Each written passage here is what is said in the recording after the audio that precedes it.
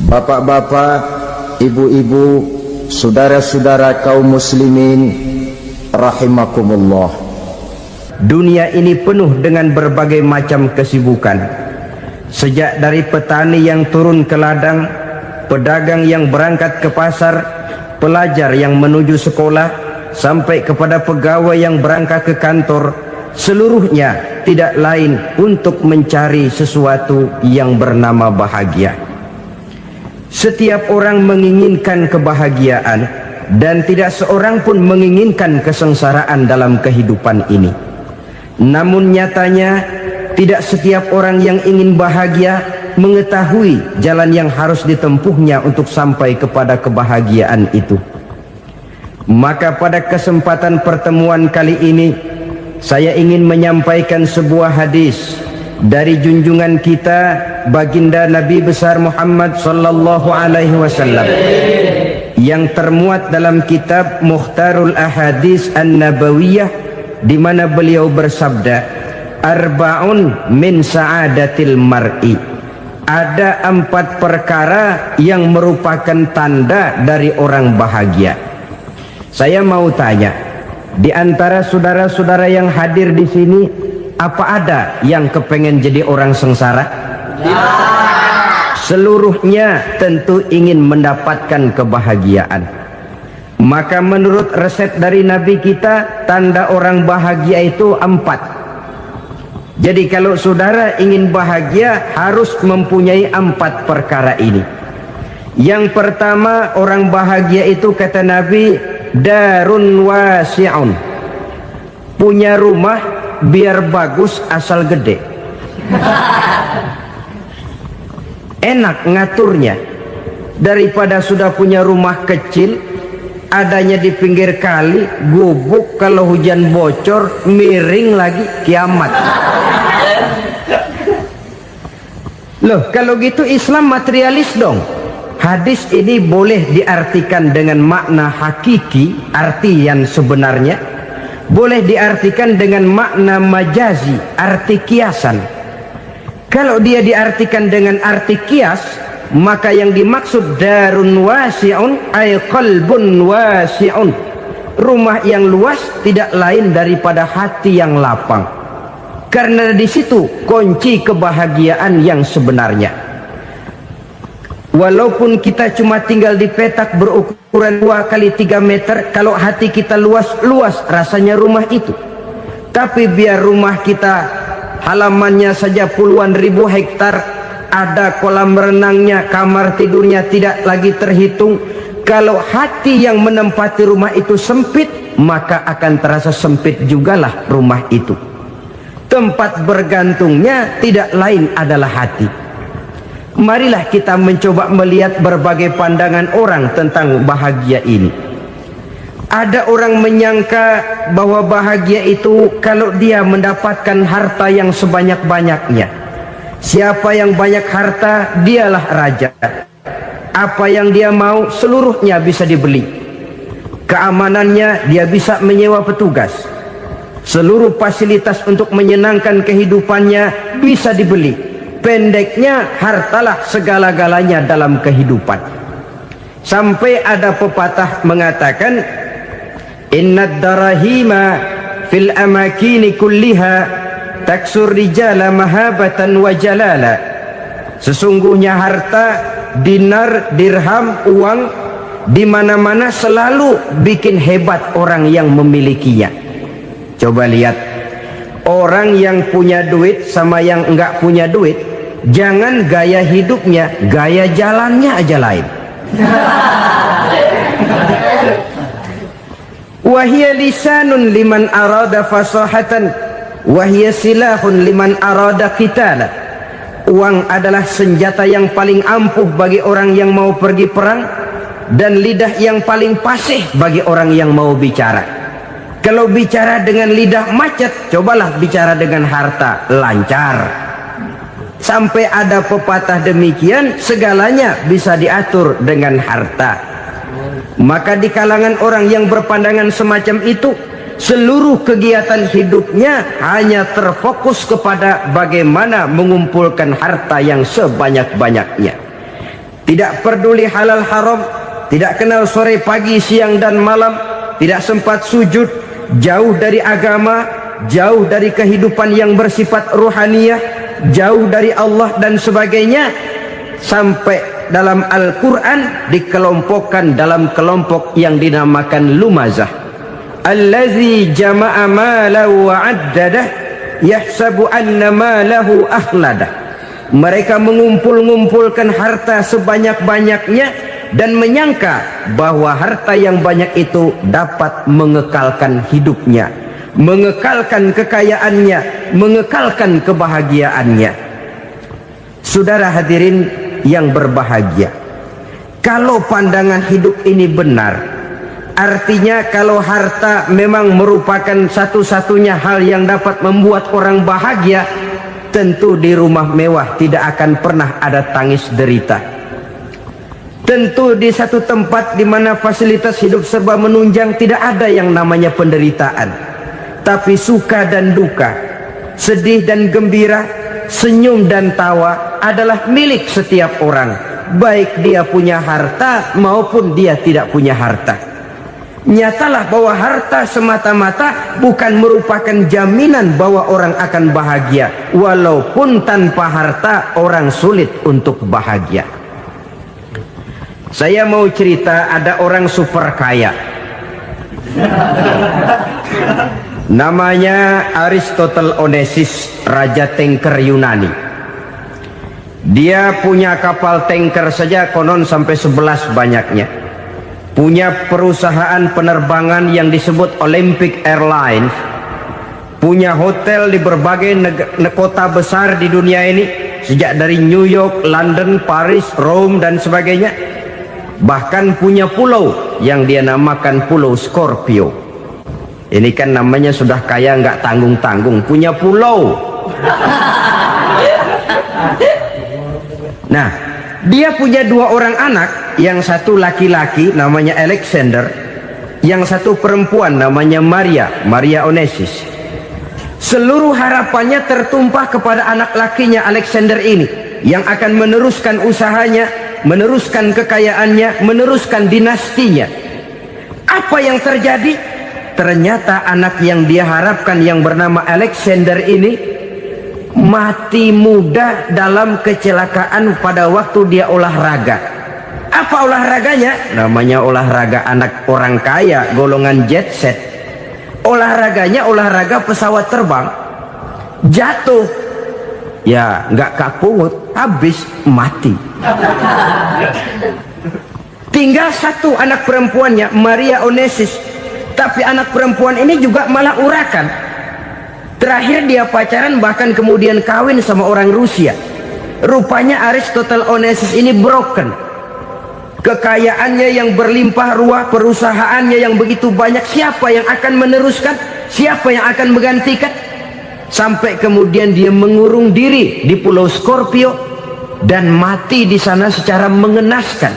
Seorang multijutawan, seorang yang super kaya, mati menyendiri di pulau sepi. Ibarat kata pepatah, anak ayam mati di lumbung.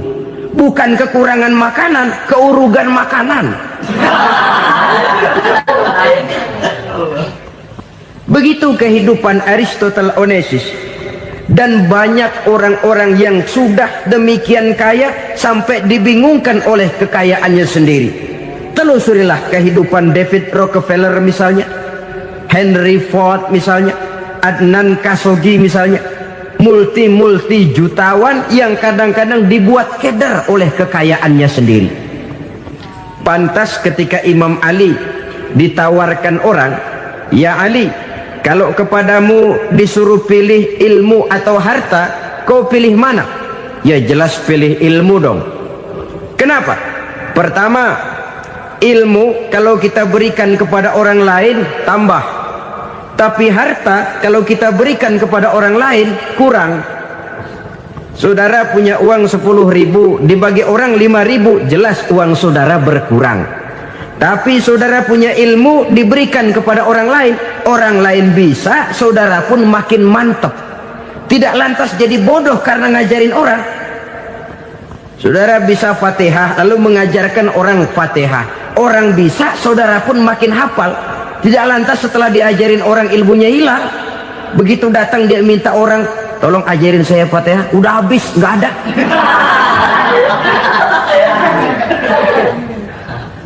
Yang kedua kata Imam Ali, ilmu menjaga kita.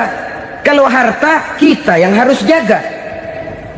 Makin banyak ilmu, makin terpelihara diri seharusnya.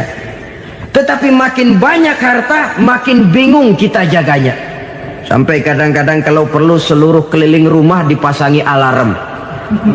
Belum cukup disewakan anjing besar-besar, pasang di depan pintu, awas anjing galak. Masih belum cukup juga, cari centeng tukang-tukang kepruk jaga rumah. Masih terasa belum aman, padahal rumahnya dikelilingi tembok besar. Di balik tembok ada pintu-pintunya tebal.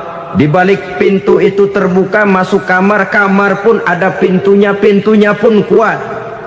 Masuk ke dalam kamar ada lemari, lemarinya pun pintunya kuat, dikunci, kuncinya pun kuat. Tapi terhadap seluruhnya yang timbul cuma sekedar was-was saja. Kesimpulannya sekali lagi, tanpa harta orang memang sulit untuk bahagia. Tapi harta semata-mata tidak merupakan jaminan orang akan bahagia. Dengan hati yang luas, itu modal utama untuk mencapai kebahagiaan hidup. Orang yang hatinya luas, saudara-saudara, punya hati yang lapang, melihat kenyataan hidup ini, dia bersyukur senantiasa kepada Allah. Lantas tidak timbul hasud dan iri hatinya. Oleh karena itu jiwanya selalu lapang. Kalau tidak, cupik hati namanya, dangkal pandangan, tidak senang melihat orang lain dapat nikmat, dan itu sering dijadikan contoh. Kalau orang yang lapang dada, dia lihat tetangganya beli TV baru, dia berkata, alhamdulillah ya, tetangga kita beli TV, mudah-mudahan kita bisa ikut nonton. Lapang dadanya. Tapi orang yang sempit hati, lihat tetangga beli televisi, meriang. Enggak diapa-apain, meriang. Besoknya dengar tetangga beli motor, makin sakit, ke rumah sakit. Lalu di rumah sakit dengar tetangganya beli mobil, mati. Disiksa oleh perasaannya sendiri. Orang kalau hati sudah sempit dalam hidup, kemanapun dia pergi, sempit rasanya medan kehidupannya. Kemudian kita melihat juga ada orang yang menilai bahwa bahagia itu katanya kalau punya kedudukan yang tinggi, pangkat yang agung, wibawa yang besar. Mungkin betul, tapi mungkin juga tidak. Bergantung kepada hati orang yang punya pangkat itu. Sama dengan harta tadi. Harta akan membawa bahagia kalau dia jatuh ke tangan orang yang berhati lapang. Tapi harta akan jadi bencana kalau jatuh ke tangan hati orang yang sempit. Pangkat akan membawa bahaya kalau jatuh di tangan hati orang yang sempit. Lebih dari itu, kenyataan mengajarkan kepada kita bahwa ternyata pangkat dan jabatan tidak selamanya memberikan kebahagiaan dalam kehidupan. Bahkan resikonya kelewat besar. Beberapa bukti kita bisa ambil dari para pemimpin dunia yang menjadi korban lantaran pangkat dan jabatan yang disandangnya. Saudara ingat Presiden Abraham Lincoln dan John Kennedy dari Amerika? Dibunuh orang. Park Chung-hee dari Korea Selatan, Ziaur Rahman dari Bangladesh, Anwar Sadat dari Mesir, terakhir Indira Gandhi dari India, menjadi korban dari pangkat dan jabatan yang disandangnya dari orang-orang yang tidak senang dia memegang jabatan itu. Dia akan mudah mengundang bencana. Sehingga pantas kalau seorang presiden terkemuka Amerika, Harry Truman namanya, dia mengatakan jabatan presiden itu, kata dia, seperti orang nunggang macan, naik macan. Harus kita taiki, kalau enggak dia bakal nerekam kita, ngeri katanya. Adapun orang yang hatinya lapang, Kalau dia menerima pangkat dan jabatan, dianggapnya itu satu kesempatan untuk berbuat baik. Tapi orang yang berhati sempit, menerima pangkat dan jabatan, bukan kadang-kadang menerima, malah berusaha setengah mati mencapai dengan segala cara. Kalau perlu jilat atas, jilat atas. Jadi golongan sumuhun dawu. Jadi kelompok kulon nuwun, yes sir, yang kerjanya cuma oke bos. Kalau perlu jilat atas, jilat atas. Kalau perlu injak yang bawah, injak yang bawah. Perlu sikut kiri kanan, sikut kiri kanan. Yang penting pangkat dapat, jabatan dapat. Orang yang semacam ini, kalau sudah mempunyai pangkat dan jabatan, biasanya dia tidak menganggap itu sebagai amanah, tidak menganggap sebagai kesempatan berbuat baik, tapi malah kesempatan untuk memperturutkan hawa nafsunya yang dilatar belakangi oleh kesempitan hatinya tadi. Apalagi kalau orang memperoleh pangkat karena banyak mengeluarkan uang, seakan-akan pangkat dan jabatan itu sekarang macam proyek pakai tender. Siapa yang berani bayar segini naik, nggak berani minggir.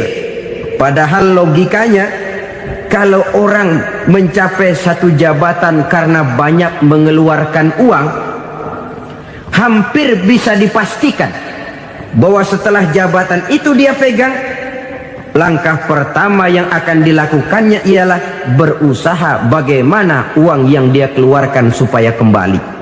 Ya paling kurang pulang modal dulu dong. Soal mikirin rakyat soal nanti, tapi ini modal harus pulang. Itu celakanya kalau orang memperoleh pangkat dan jabatan cuma karena banyak mengeluarkan uang. Jarang orang yang mempunyai keyakinan dan pandangan bahwa pangkat dan jabatan merupakan amanah. Jadi sekali lagi, pangkat dan jabatan mungkin saja membawa kebahagiaan kalau jatuh ke tangan orang yang berhati lapang. Tapi bisa jadi bencana kalau dia jatuh ke tangan orang yang mempunyai hati yang sempit. Dan lagi-lagi stresnya hati yang lapang. Lalu sebagian orang, saudara, ada yang berpandangan katanya bahagia itu kalau jadi orang terkenal, mempunyai popularitas, menjadi idola di kalangan remaja, di kalangan orang tua, di segala lapisan masyarakat. Padahal makin populer orang, makin terikat dia. Ya kalau macam kita ini kan nggak punya nama, nggak populer, tengah malam buta mau nongkrong di warung Tegal aman. Tapi pangkat, jabatan, kedudukan, popularitas menyebabkan kita diikat dengan berbagai macam peraturan. Cuma mandi sama ke WC saja yang nggak dikawal.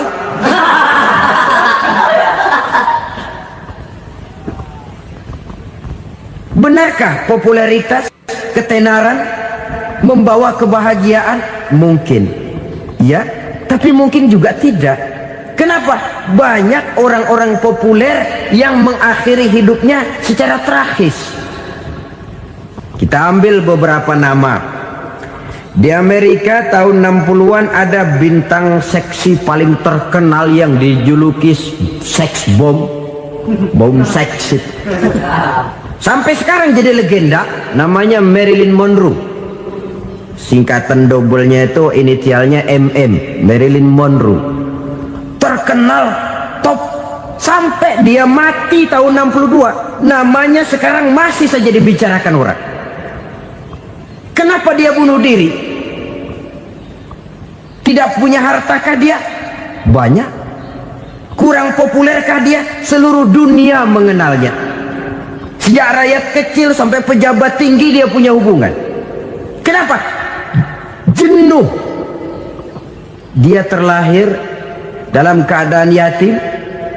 Setelah itu tidak lama dia berangkat remaja, ibunya meninggal. Pindah dari wanita asuh ke wanita asuh sampai 12 orang ibu angkatnya. Dan kekecewaan yang paling parah, setiap laki-laki yang dekat dengannya hanya seperti kapal berlabuh. datang dan pergi silih berganti, padahal dia merindukan seseorang yang bisa melindungi hidupnya. Dia rindukan itu dan dia tidak pernah menemukan. Itu yang akhirnya menyebabkan dia minum pil tidur kelewat dosis, minum obat tidur kebanyakan, ya tidur terus sampai sekarang.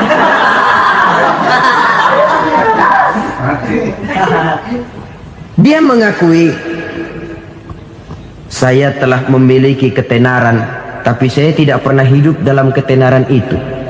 Saya pandai main sandiwara, tapi saya ingin hidup dalam alam yang real sebagaimana umumnya orang. Itu yang dia rindukan.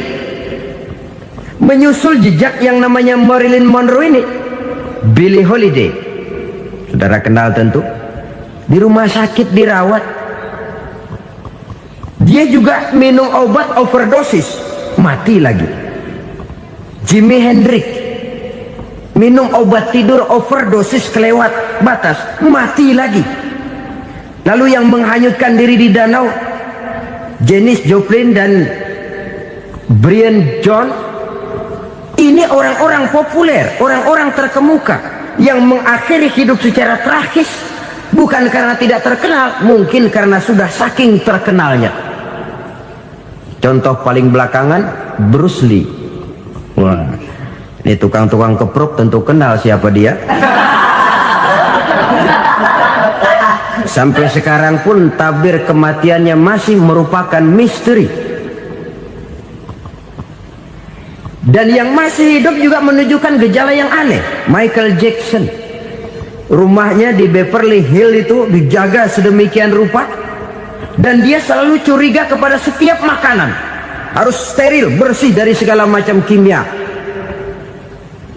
Kemana dia pergi, itu tukang-tukang keprok sudah selalu menjaga dan mengawal, dan dia seakan takut menunjukkan mukanya yang asli. Hingga kalau tampil ke tengah di luar show, dia kadang memakai pakaian yang tidak menunjukkan dia yang sebenarnya, takut dikenali orang. Ternyata popularitas sering jadi momok yang meracuni kehidupan manusia. Oleh karena itu, benarlah junjungan kita pada saat beliau mengajarkan orang akan bahagia kalau dia mempunyai hati yang lapang. Nah, sekarang masalahnya untuk mendapatkan hati yang lapang, caranya bagaimana? Kita kembali kepada konsep Quran. Allah mengajarkan, ala inna bi dzikrillahi tatmainnul qulub. Ketahuilah bahwa dengan banyak mengingat Allah, hati akan tenang, jiwa akan lapang. Dengan kata lain, dekat dengan agama, merasakan kehadiran Allah dekat dalam hidup. Itu muara pertama untuk mencapai hati yang lapang. Ala inna bi dzikrillahi tatmainnul qulub. Jangan macam orang sekarang ingin mendapatkan ketenangan lalu tapak di puncak gunung, di gua-gua, di tempat sepi. Iyalah kalau nggak ada ular. Kalau tergigit ular berbisa, ketenangan belum, mati jelas itu.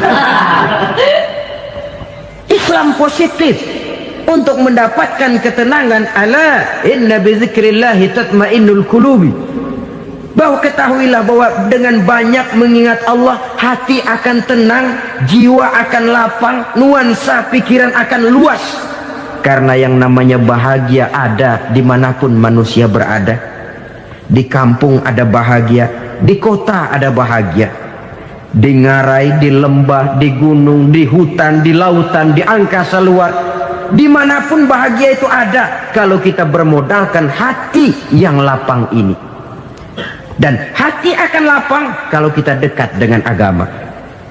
Dekat dengan harta buat sementara hati mungkin tenang, tapi ketenangan yang relatif dan temporer. Apalagi orang tiap kali tambah harta, tiap kali tambah rencana, itu wajar. Mungkin sebelumnya saudara berpikir, kalau punya duit 5.000 enak nih. Begitu punya duit 5.000, aduh sayang kalau 10.000 aja.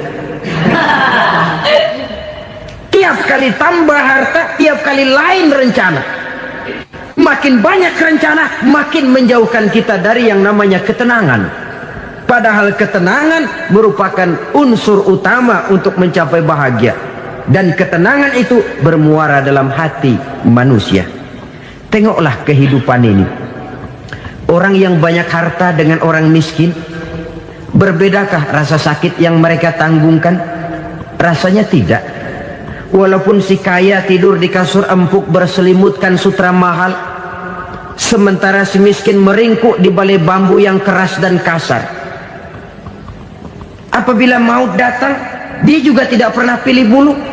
Maut datang menjemput si kaya di singgasana keemasannya, dikelilingi oleh para pengasuh, dayang dan idang serta para pengawal. Dan maut pun datang menjemput si miskin papa, sehingga ia tergelepar di tepian jalan. Kedua-duanya bernama mati. Kalau nyata bahwa sakit yang ditanggung si kaya tidak beda dengan sakit yang ditanggung si miskin, bukan harta semata yang membuat orang bahagia. Hati yang tenang, jiwa yang lapang penuh kedamaian karena banyak berzikir dan mengingat Allah, itu merupakan modal utama untuk mencapai sesuatu yang bernama bahagia.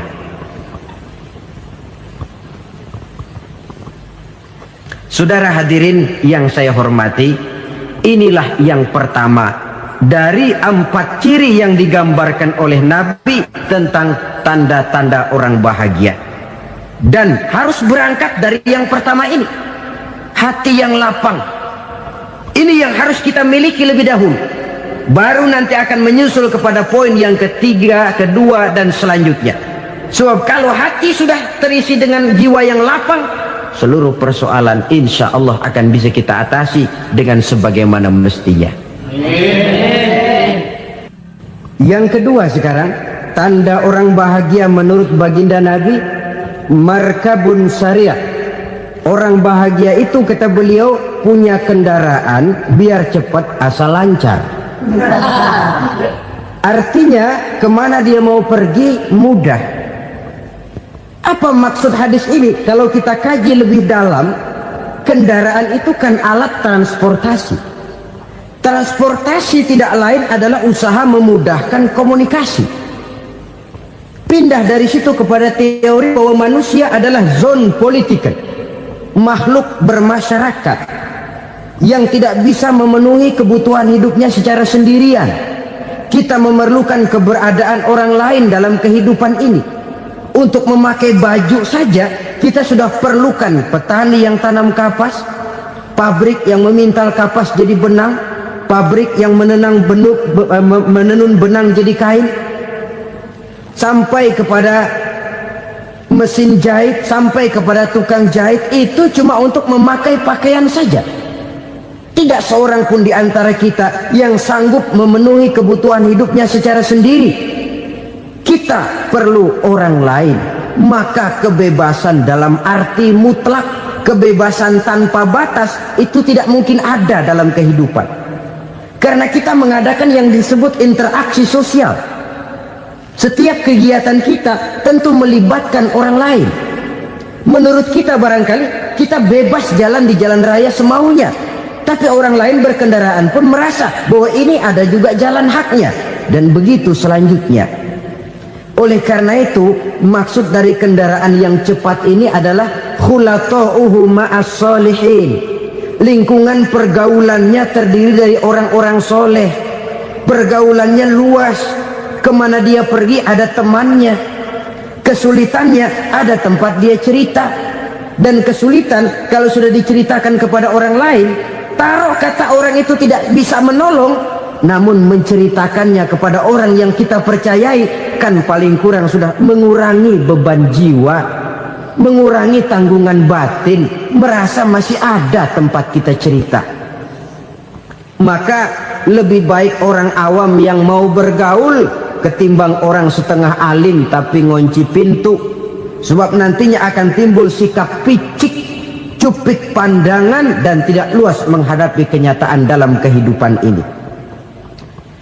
Namun yang harus kita garis bawahi, pergaulan memang mesti luas. Namun jangan sekali-kali lupa bahwa pergaulan sangat besar pengaruhnya dalam ikut membentuk kepribadian manusia. Sehari-hari bisa kita bilang Kalau kita dekat sama tukang minyak wangi, sekalipun nggak dibagi minyaknya, baunya tentu dapat. Betul? Tapi dekat sama tukang elas, walaupun nggak kena apinya, asapnya mesti kena.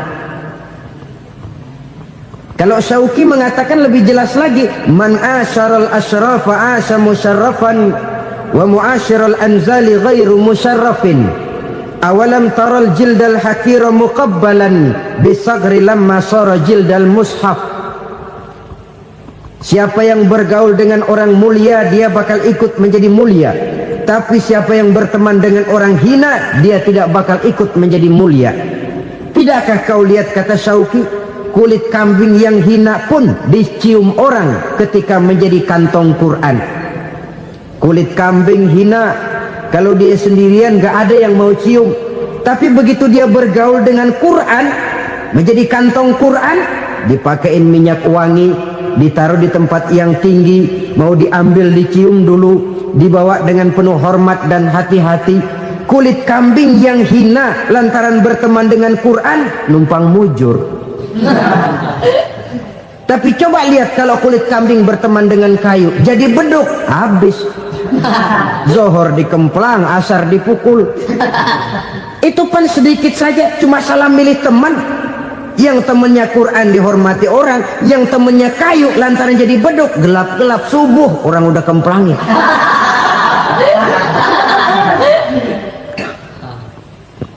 Maka terutama kepada adik-adik remaja yang masih mencari identitas diri, yang ibarat kaset masih kaset kosong, mudah diisi oleh apapun, pandai-pandailah memilih teman dalam bergaul.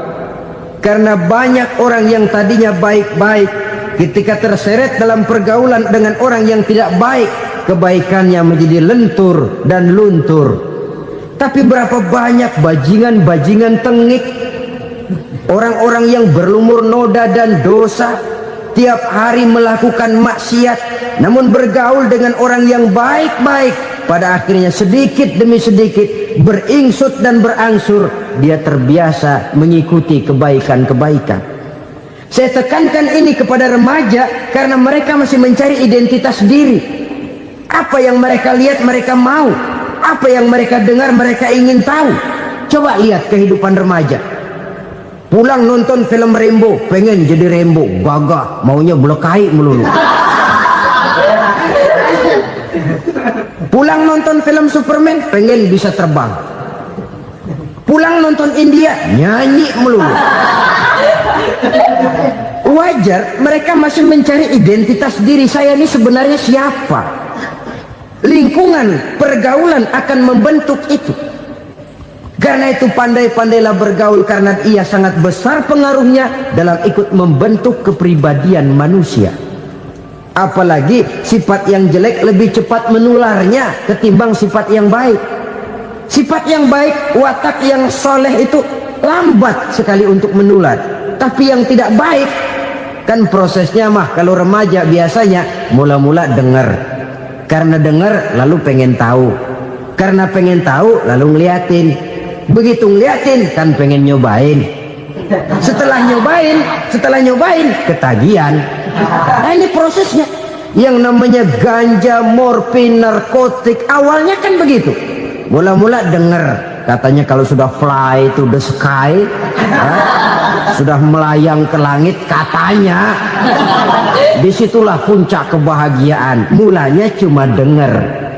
Karena dengar pengen tahu. Karena pengen tahu lalu ngeliat, kumpul sama orang yang suka ngeganja. Setelah ngeliat, nah pengen ngerasain. Begitu ngerasain enak juga, ketagihan. Kalau sudah ketagihan jadi penyakit kronis, bisa merembet kepada yang lain. Iya, kalau orang tuanya mampu untuk beli morfin, beli ganja.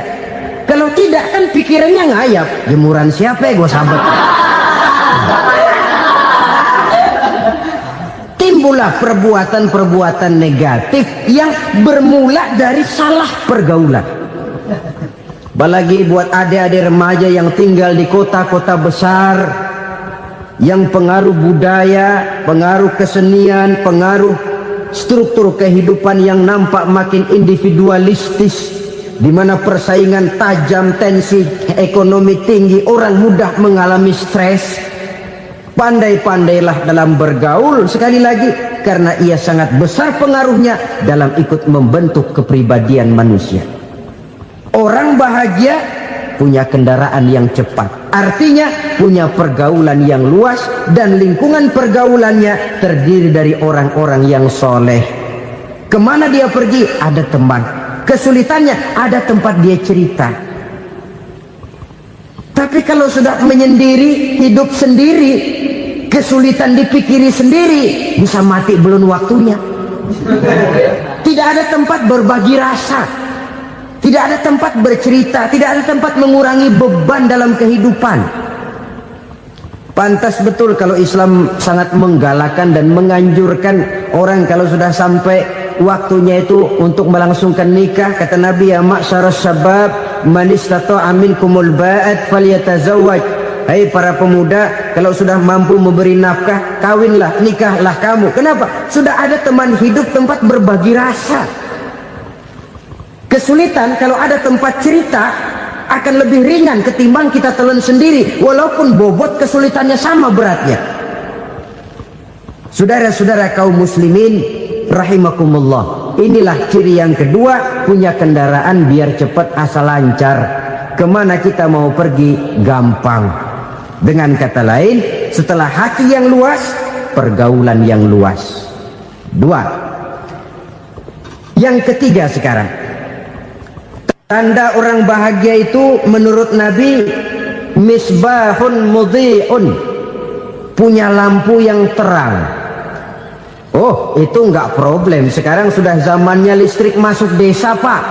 Lampu sudah terang semua. Betul, kalau itu yang dimaksud. Tapi tidak cuma itu. Karena lampu yang dimaksud di sini, lampu yang akan menerangi seluruh perjalanan hidup. Dan perjalanan hidup itu sudah dimulai sejak kita terlahir ke alam ini, sampai masuk ke alam barzah, kumpul di padang mahsyar, sampai ke akhirat. Lampu yang menerangi itu yang diperlukan. Kalau lampu, katakanlah yang paling top sekarang kan lampu jenis Mercury. Taruhlah itu di rumah kita, dia cuma menerangi rumah kita, menerangi hati pun tidak sanggup. Bila kita masuk ke alam barzah, alam kubur, sanggupkah si Mercury yang begitu terang menerangi alam barzah kita? Tidak sanggup lagi. Sanggupkah lampu yang ratusan watt, bahkan puluhan ribu watt menerangi kehidupan di padang mahsyar?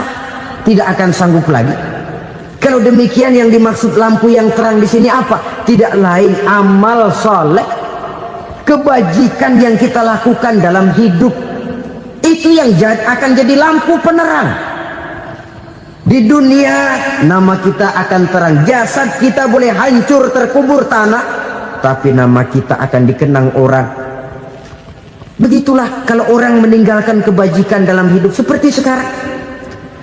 Ribuan orang tiap saat berziarah ke kubur Imam Syafi'i, ke kubur Imam Malik, ke kubur Imam Ghazali, ke kubur orang yang baik-baik, orang yang soleh-soleh. Kebajikannya yang ditinggalkan, yang mengukir namanya dengan tinta emas, sehingga saudara sudah terbaring di alam kubur. Orang lewat, Allah, ini kuburannya Fulan bin Fulan, dulu ini kebaikannya Masya Allah, saya ikut merasakan. Mari kita mampir sebentar, kita Fatihah, mohon disampaikan Allah pahalanya kepada almarhum. Al-Fatihah. Itu kalau orang baik-baik. Lalu saudara tanya, Pak, orang mati dikirimin Fatihah apa nyampe pahalanya? Saya jawab, kalau saudara nggak percaya, mati dulu dah. Nanti saya Fatihain, tungguin di sana. Umpama nggak sampai, balik lagi kemari. Sekarang ini kan maunya otak-otakan saja. Kalau nggak masuk otak, nggak percaya. Padahal alam gaib itu nggak bisa diotak-otakin. Sama saja dengan saudara pernah dengar cerita kapal Tampu Mas tenggelam tak? Pernah nggak? Di mana? Ya, di laut Masalembo. Begitu ke Tampu Mas tenggelam, ratusan penumpang itu terjun ke laut, dipermainkan gelombang, berjuang menghadapi maut itu. Orang lagi timbul tenggelam di lautan, dihantam ombak, kita tengokin pakai helikopter. Pak, lagi timbul tenggelam ya? Iya, tolongin. Jangan khawatir Pak, nih saya kirim intan Pak, harganya 10 juta. Kira-kira orang yang timbul tenggelam di laut seneng nggak? Tidak. Kan mahal toh intan 10 juta. Kenapa dia nggak senang? Karena intan 10 juta dalam kondisi seperti itu tidak sanggup menyelamatkan dia. Dia akan girang kalau dikirimin ban mobil bekas, dikirimin papan terentang atau bambu. Intan yang 10 juta dia nggak girang, ban mobil bekas yang 1000 perak tuh pegang, itu yang dia girang betul. Inilah sebabnya Nabi berkata, mal mayyitu fi qabrihi illa kal ghariqil mutaghawwis. Orang yang meninggal di alam kuburnya seperti orang timbul tenggelam di lautan. Yantaziru da'watan min ahli, menunggu doa dari keluarganya yang masih hidup. Duh, bapak saya sudah meninggal, saya sayang benar sama dia. Kirimin kulkas ke kuburannya Itu sama saja dengan tadi orang tenggelam di lautan dikirimi intan yang harganya 10 juta, tidak sampai. Begitulah kalau kebajikan yang kita tinggalkan dalam hidup, sudah mati pun kubur kita masih diziarahi orang. Tapi kalau jahat yang kita tinggalkan, boro-boro lah orang mau doa lewat dekat kuburan kita juga serem. Tuh bajingan no, dulu mati dipendem di situ tuh. Jangan lewat situ, ntar kesurupan, jangan. Lewat saja orang ngeri. Konon lagi membacakan Fatihah dan mengirimkan doa. Hidup pada hakikatnya adalah kesempatan untuk berbuat baik. Maka sekali kesempatan itu diberikan, manfaatkan dengan sebaiknya. Sebab kesempatan kedua tidak akan pernah ada. Kesempatan berbuat baik di sini, di akhirat sudah pembalasan namanya. Sekali kesempatan itu dicabut, dia tidak akan pernah dikembalikan lagi. Kata Iqbal, hidup tidak mundur ke belakang, Bung. Berhenti diinjak orang, mundur hancur. Tidak ada kata mundur dalam hidup ini. Berhenti diinjak orang, mundur kecebur. Tidak ada kata lain. Harus maju dalam kehidupan, dalam artian yang positif. Hidup adalah kesempatan untuk mengumpulkan kebajikan yang sebanyak-banyaknya. Di situ nilai daripada manusia. Sekarang ini memang nggak kelihatan kok, orang yang banyak pahala sama yang banyak dosa nggak kelihatan kok. Barangkali kalau habis bikin dosa palanya pada benjol, mungkin orang takut sama dosa. Tapi sekarang sama saja, orang yang banyak dosa dengan yang nggak banyak dosa jalan bareng dari belakang, sama, nggak kelihatan beda. Tapi ada waktunya di mana pahala memegang peranan, di mana dosa diperlihatkan. Sama saja kalau kita bawa mobil siang, lampu kan nggak begitu berfungsi. Apa lalu bilang, alah ini lampu berat-beratin, copot-copotin aja dah. Tidak perlu begitu. Kenapa? Pada suatu saat malam senja akan datang. Bila matahari terbenam, senja pun datang, gelap mulai merayap, disitulah baru terasa perlunya lampu. Pahala begitu. Sekarang orang yang nggak ada pahalanya nggak kelihatan dalam kehidupan. Tapi pada suatu saat senja kehidupan akan datang. Ajal merenggut nyawa, malam merayap, dan hidup mulai diliputi kegelapan di alam barzakh. Dikala itu kalau nggak punya lampu, alangkah malangnya kita. Sebab amal yang baik, kata Nabi, di alam barzakh itu akan diciptakan menjadi perempuan yang cantik menemani kita. Amal yang jahat akan menjadi orang yang paling jelek nemenin kita. Udah di tempat gelap yang nemenin jelek.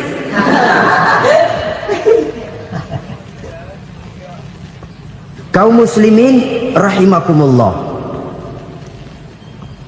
Kalau demikian masalahnya, tergantunglah kita pandai memanfaatkan waktu. Al-waktu kasayf, waktu itu cepat sekali. Yang namanya waktu itu tahu-tahu. Tahu-tahu udah tahun 87. Tahu-tahu udah begitu. Tahu-tahu yang kemarin anak-anak, sekarang udah pada punya anak. Tahu-tahu saja itu. Begitu cepat waktu berlalu. Kalau tidaklah pandai kita memanfaatkannya, akan rugi kita. Nabi bersabda, man kana yaumuhu khairun min amsihi fahuwa rabih. Barang siapa yang hari ini lebih baik daripada hari kemarin, itu orang untung. Hari ini lebih baik daripada kemarin, bulan ini lebih baik dari bulan kemarin, tahun ini lebih baik dari tahun kemarin, itu orang yang beruntung. Tahun kemarin sembahyangnya maghrib doang, sekarang udah tambah isya. Tahun kemarin cuman Idul Fitri aja ngancem bener, sekarang udah tambah Jumat, lalu tambah lagi maghrib, tambah lagi isya, dan selanjutnya. Hari ini lebih baik daripada kemarin, itu orang yang beruntung. Wa man kana yaumuhu mislu amsihi fahuwa khasir. Lalu barang siapa yang hari ini sama saja dengan hari kemarin, itu orang rugi. Hari ini sama dengan kemarin, rugi itu. Bulan ini begitu, bulan kemarin begitu, tahun ini begitu, tahun lalu juga begitu. Rugi itu orang. Rugi apa? Rugi umur. Umur tambah, amalan gak pernah tambah. Dan saya pikir lebih merupakan azab ketimbang nikmat kalau orang dikasih panjang umur cuma untuk numpuk dosa. Mending mana? Panjang umur banyak dosa sama pendek umur dikit dosa? Mending mana? Mending mana? Ya, paling mending tentu panjang umur banyak pahala. Tapi kalau tidak, sekali lagi, lebih merupakan azab ketimbang nikmat kalau orang diberikan panjang umur tapi cuma untuk sekedar menumpuk dosa. Kehilangan kesadaran bahwa dunia bukan terminal akhir dari satu perjalanan. Dia cuma halte di mana kita berhenti sebentar untuk menuju kepada terminal yang hakiki. Saudara-saudara kaum muslimin rahimakumullah, inilah lampu yang akan menerangi kehidupan, amal yang kita lakukan di dalam kehidupan. Jadi yang dimaksud dengan lampu yang terang, kebajikan yang kita kerjakan dalam hidup. Nah, setiap orang di awal tadi saya bilang ingin bahagia. Bahagia itu kan hakikatnya kumpulan senang dan selamat. Senang, selamat. Apa bedanya? Senang tapi tidak selamat, nggak bahagia. Selamat tapi nggak senang, nggak bahagia orang. Contoh, kalau orang korupsi, duitnya banyak, senang dia, tapi keselamatannya. Ada tentara baris di samping rumahnya udah bingung, padahal tentara latihan. Tentara cuma latihan, dia bingung. Senang, tapi karena keselamatannya tidak terjamin, dia tidak bahagia. Sebaliknya pegawai negeri jujur benar, cuma segaji-gajinya, selamat nggak korupsi tapi melarat, ya nggak bahagia juga, kurang senang. Kesenangan dan keselamatan untuk dunia saja, ya sekali lagi, kalau cuma sekedar untuk dunia saja, bisa dibeli pakai uang, bisa dibeli pakai uang. Saudara ingin selamat, bisa dibeli pakai uang. Saudara ingin senang, bisa dibeli dengan uang. Tapi setelah mati masuk ke alam barzah, habis kekuasaan uang. Nggak bisa lagi beli keselamatan pakai uang, tidak mungkin lagi membeli kesenangan dengan uang. Di situ pahala yang megang peranan. Makin banyak pahala, makin banyak saham untuk membeli kesenangan dan keselamatan, untuk memperoleh yang namanya bahagia. Dan jangan lupa loh, di alam barzah kita nggak sebentar, menunggu datangnya kiamat. Loh iya, kalau kita begitu dikuburin terus kiamat datang, untung. Tapi kalau masih harus 1000, 2000, puluhan ribu tahun yang akan datang, dalam satu penantian yang begitu lama, tanpa saham untuk memperoleh kebahagiaan, satu kemalangan yang tidak ada pernah putus-putusnya. Janganlah tergelincir oleh kebahagiaan sebentar yang menipu dengan mengorbankan kebahagiaan hakiki yang berjangka panjang. Apa artinya senyum sejenak kalau harus ditebus dengan tangis seumur hidup? Biarlah kita minum jamu, pahit memang, getir memang, tapi kan besok badan sehat. Daripada sekarang minum sirup, manis memang, enak memang, tapi bibir pada jontor besoknya. Sirawan, batuk, nggak karu-karuan. Banyak orang tertipu oleh kesenangan yang sebentar, padahal laisa kullu ma yalma'u zahaban. Belum tentu semua yang berkilat itu emas, belum tentu semua yang gemerlap itu intan. Karena itu marilah manfaatkan kesempatan yang diberikan Allah ini untuk mengumpulkan kebajikan yang sebanyak-banyaknya. Yang terakhir sekarang, yang keempat, tanda orang bahagia kata Nabi. Zaujatun salihah. Orang bahagia itu tanda yang keempat kata Nabi, punya istri biar cakep asal taat. Sudah surga itu sudah. Cakep taat. Istri kayak gitu, kalau belum mati jangan dikuburin dulu. Sudah cakep taat lagi, tapi kadang-kadang enggak, udah jelek ngadat melulu. Apa yang mau dipilih? Sebab itu Quran mengatakan istri pakaian untuk suami, suami pakaian untuk istri. Kenapa suami istri diibaratkan pakaian? Alangkah tingginya gaya bahasa Quran ini. Suami istri teman hidup, hidup perjalanan panjang. Sejak kita dalam rahim sudah ada hidup kan di sini. Sampai ke alam dunia, masuk ke alam barzah, kumpul di padang mahsyar, sampai menuju akhirat, itu perjalanan hidup. Carilah istri atau suami teman hidup yang membawa manfaat tidak hanya kehidupan di dunia ini, sampai di alam barzah, sampai di padang mahsyar. Suaminya mungkin meninggal lebih dulu, atau istrinya mungkin meninggal lebih dulu, tapi suami atau istri yang masih hidup berbuat kebajikan. Suami saya meninggal, ada hartanya, saya sedekahkan, niat pahala untuk almarhum suami saya. Ini teman hidup, tidak dibatasi dan tidak bisa dipisahkan oleh maut sekalipun. Zohirnya mungkin pisah, badannya mungkin pisah, tapi hatinya, jiwanya, kebersamaannya dalam menghadapi kehidupan. Karena itu saudara-saudara, bahasa Quran indah. Suami istri diibaratkan seperti pakaian. Apa fungsi pakaian? Pertama, pakaian jadi kebanggaan. Artinya suami harus menjadi kebanggaan istri, istri harus jadi kebanggaan suami. Yang kedua, pakaian itu kan fungsinya menutup aurat. Artinya sesama suami istri harus saling menjaga kekurangan masing-masing. Jangan malah sesama suami istri saling membongkar rahasia dan aibnya sendiri-sendiri. Istrinya diceritain jeleknya di mana-mana, atau suaminya dibongkar rahasianya di pasar umum. Itu sudah tidak lagi berfungsi sebagai pakaian. Kenapa semua ini diperlukan? Karena kita menyadari bangsa yang baik terdiri dari masyarakat yang baik. Masyarakat yang baik merupakan susunan dari warga yang baik. Warga yang baik adalah terdiri dari rumah tangga yang baik. Dan rumah tangga yang baik merupakan susunan dari pribadi yang baik. Dari situ langkah dimulai. Membangun satu bangsa yang baik diawali dengan membangun rumah tangga yang baik, dengan menciptakan pribadi-pribadi yang baik. Sehingga dari sini diharapkan berkembanglah nilai-nilai kebaikan.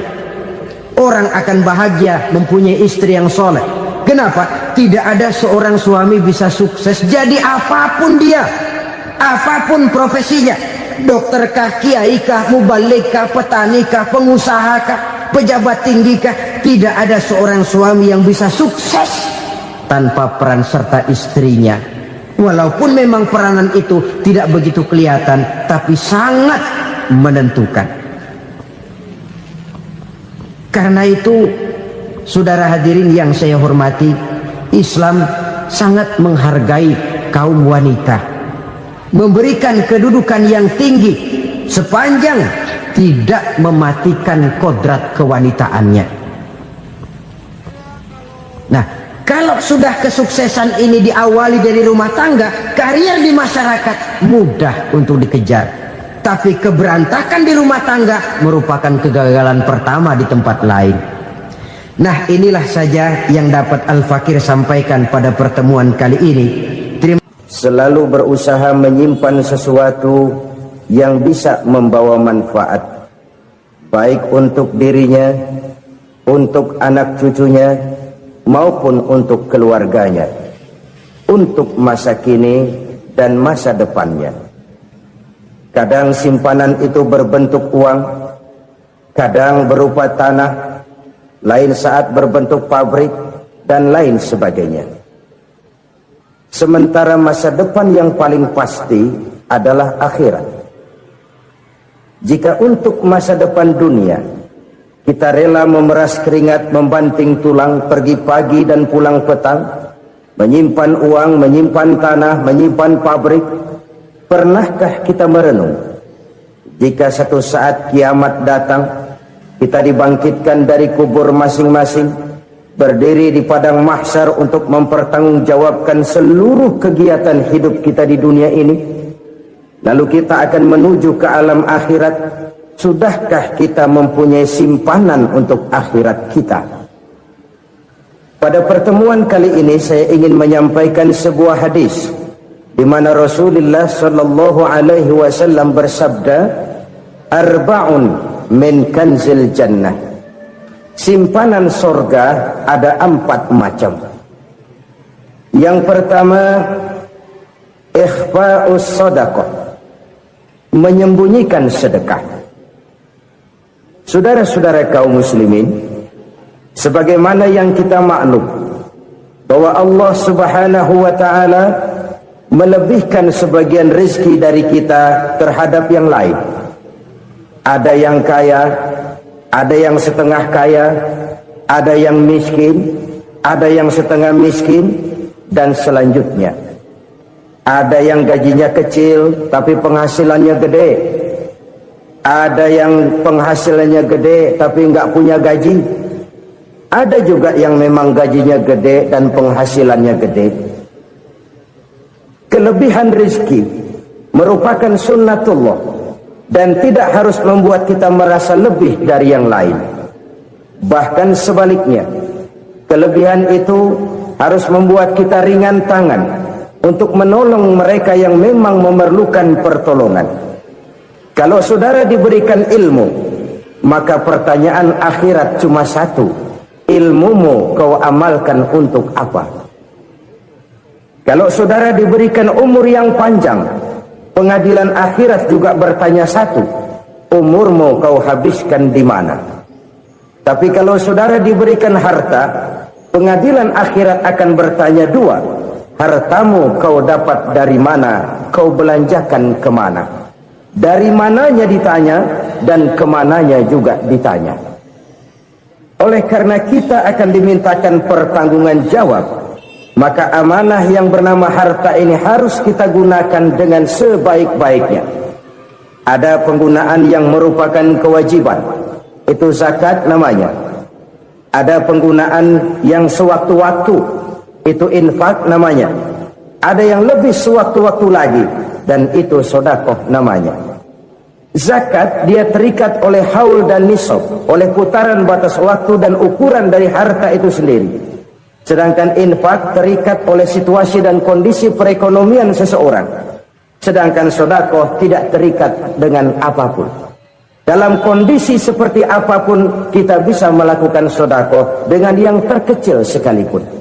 Sampai-sampai Rasulullah sallallahu alaihi wasallam mengajarkan, la tahqiranna minal ma'rufi syai'an walau an talqa akhaka biwajhin talik. Atau ada hadis, tabassumuka fi wajhi akhika laka shadaqah. Senyumanmu kepada temanmu adalah sedekah. Jadi untuk melakukan sedekah tidak harus dalam berbentuk uang. Dengan ilmu kita bisa sedekah, dengan tenaga kita bisa bersedekah, dengan pikiran kita bisa bersedekah, bahkan senyum kepada teman itu pun sedekah. Jadi kalau sedekah dengan uang memang belum punya uang, nyengir aja banyakin. Itu asal pada tempatnya, jangan lalu ketemu tiang listrik cengengesan. Tentu tidak pada tempatnya dan tidak wajar.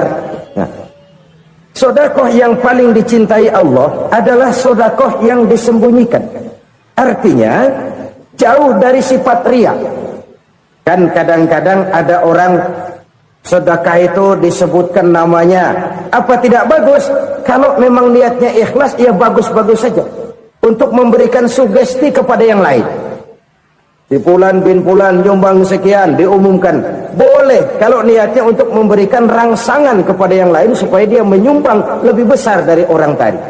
Tapi kalau itu mendatangkan riya, maka sedekah yang paling dicintai Allah adalah sedekah yang disembunyikan. Tangan kiri saja tidak tahu apa yang diberikan oleh tangan kanan. Sedekah yang dilakukan dengan ikhlas akan merupakan perbendaharaan surga, tersembunyi dari pandangan orang lain, tidak seorang pun tahu. Karena memang sikap yang baik adalah melupakan kebaikan dan mengingat kesalahan. Itu salah satu ciri orang bahagia. Orang yang selalu mengingat kesalahannya dan berusaha melupakan segala kebaikannya.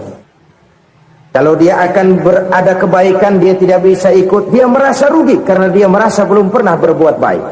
Tapi kalau akan melakukan kesalahan baru, dia ingat kesalahan yang sudah-sudah, sehingga terhalang baginya untuk melakukan satu kesalahan baru. Demikianlah saudara-saudara, bahwa Allah melebihkan rizki sebagian kita dari yang lain, agar terjadi tolong-menolong dalam kehidupan ini. Jadi kesenjangan yang nature, kesenjangan yang alami, itu sunnatullah. Ada yang kaya, ada yang miskin, ada yang kelas menengah. Nah, kenapa lalu sekarang kita berusaha mengentaskan kemiskinan? Oleh karena adanya kesenjangan struktural. Kalau yang kaya bisa semakin kaya, kenapa yang miskin tidak bisa naik jadi ikut sedikit kaya? Sebab pada dasarnya Islam adalah agama yang sejak turunnya sudah berupaya memerangi kemiskinan. Bahkan dikatakan kemiskinan itu mendekatkan kepada kekufuran. Orang kalau miskin udah dekat banget sama kafir. Gampang menjadi kafir. Berapa banyak saudara-saudara kita yang oleh karena soal perut, oleh karena soal materi, terpaksa meninggalkan dan menanggalkan akidahnya, menjual petunjuk yang diberikan Allah dengan kesenangan dunia yang cuma sebentar ini. Na'udzubillah summa na'udzubillah. Jadi makin kita sembunyikan satu sedekah, semakin banyak perbendaharaan kita di surga. Sedekah yang paling dicintai Allah adalah sedekah yang disembunyikan. Malahan ada seorang sufi, dia punya kebiasaan kalau pergi sholat Jumat dia bawa uang, itu uang dia taruh di bawah tikar masjid. Dia niat sedekah kepada siapa saja yang nemuin itu duit. Maksudnya apa? Supaya yang nemuin nggak tahu siapa yang punya duit itu. Demikian dia saking ingin menyembunyikan sedekahnya. Karena sifat riya itu bisa memakan amal kita sendiri. Riya itu termasuk menyebut-nyebut kebaikan kita. Orang yang suka nepuk dada, sedikit-sedikit ngitungnya kalau nggak gua. Tuh kalau nggak gua tuh yang belas itu kalau nggak gua, iya kalau nggak lu kenapa emang? Orang yang suka menepuk jasad, tuh biasanya memang begitu saudara-saudara. Kalau perang lagi berkecamuk, orang nggak sempat ngaku jadi pahlawan. Tapi begitu perang selesai, yang kagak kenal bedil ngaku pahlawan, mas. Itu sesuatu yang biasa. Oleh karenanya, orang-orang yang ikhlas dalam bersedekah, disembunyikannya sedekah itu, Allah cinta betul. Malahan ada hadis memberikan jaminan, inna sedaqatal mar'il muslimi tazidu fil umri wa tadfa'u mitatas su'i. Sesungguhnya sedekahnya seorang mukmin tazidu fil umri, bisa menambah umur panjang, wa tadfa'u mitatas su'i, dan menyelamatkan manusia dari mati secara su'ul khatimah. Jadi siapa yang kepengen panjang umur, banyaklah sedekah. Yang bosan hidup, pelit terus. Sedekah menambah panjang umur dan menyelamatkan manusia dari mati secara su'ul khatimah. Pak, katanya umur itu nggak bisa ditambah, nggak bisa dikurangin. Kapan? Kalau ajal sudah datang. Fa idza jaa ajaluhum la yastakhiruna sa'atan wa la yastakdimun. Kalau ajal datang tidak bisa dimajukan, tidak bisa dimundurkan. Itu kalau ajal sudah datang. Tidak bisa lagi umur ditambah dikurangi, sudah datang. Tapi kalau belum datang, itu kan haknya Allah. Mau ditambah, mau dikurangi, hak prerogatif Allah. Sebagai pencipta manusia, Allah maha kuasa dan maha mampu. Sedekah ini menambah panjang umur dan menyelamatkan manusia dari mati secara su'ul khatimah. Itu orang mati